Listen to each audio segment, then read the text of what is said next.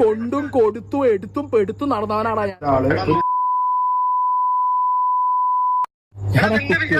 മറ്റുള്ളവർ പറയുന്ന പോലെ കേട്ടിരിക്കുന്നതാണോ? ഇങ്ങനെ തെറി വിളിക്കല്ലേ, ഒരു മനസ്സിനാണ് ഞാൻ. ഇതാണ് ആദ്യത്തെ അധ്യായം. കഥ ഇനിയാണ് ആരംഭിക്കുന്നത്. ഉണ്ണി മുകുന്ദന്റെ മാർക്കോ. അവൻ എന്നെ പണ്ടൊരു കാര്യമില്ലാത്ത കാര്യത്തിന് തല്ലിയിട്ടുള്ളതാ.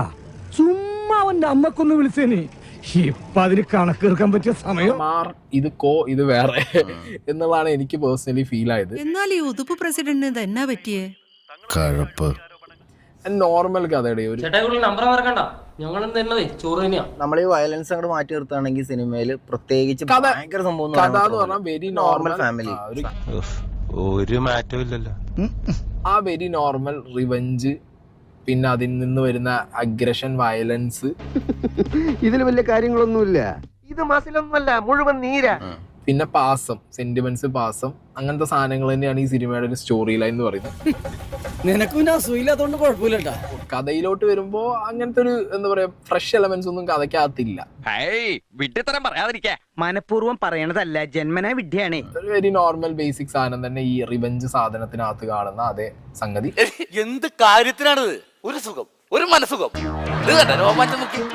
പാസം എനിക്ക് വളരെ ഓവർഡോസ് ആയിട്ട് ക്രിഞ്ച് ആയിട്ടാണ് എനിക്ക് പേഴ്സണലി പാസം തോന്നിയത് ഈ സിനിമയ്ക്കകത്ത്. എന്താണിത്?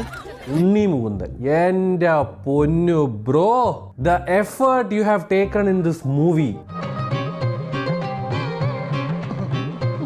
ഇതിൽ ഓരോ ഷോട്ടും ഓരോ സീൻസും നന്നായിട്ട് വർക്ക് ചെയ്ത് ഇതിന്റെ ഔട്ട്പുട്ട് എന്താണെന്ന് മനസ്സിൽ കണ്ട് അത് കിട്ടാൻ വേണ്ടിട്ട് എന്റെ ഉദ്ദേശങ്ങളൊന്നും പഴയതുപോലെ ഫലിക്കുന്നില്ലല്ലോ. പാസം എനിക്ക് വളരെ ഓവർഡോസ് ആയിട്ട് ക്രിഞ്ച് ആയിട്ടാണ് എനിക്ക് പേഴ്സണലി പാസം തോന്നിയത് ഈ സിനിമയ്ക്കകത്ത്. നല്ലൊരു കണ്ണു ഡോക്ടറെ കണ്ട് കണ്ണ് പരിശോധിച്ചിട്ട് കണ്ണാടി വെക്കാതെ എന്റെ ഉപയോഗം ഞങ്ങൾ അങ്ങ് ഇറങ്ങട്ടെ. ആയിക്കോട്ടെ, സന്തോഷായി. സബ്സ്ക്രൈബ് ചെയ്യണമെന്നില്ല കണ്ടാ.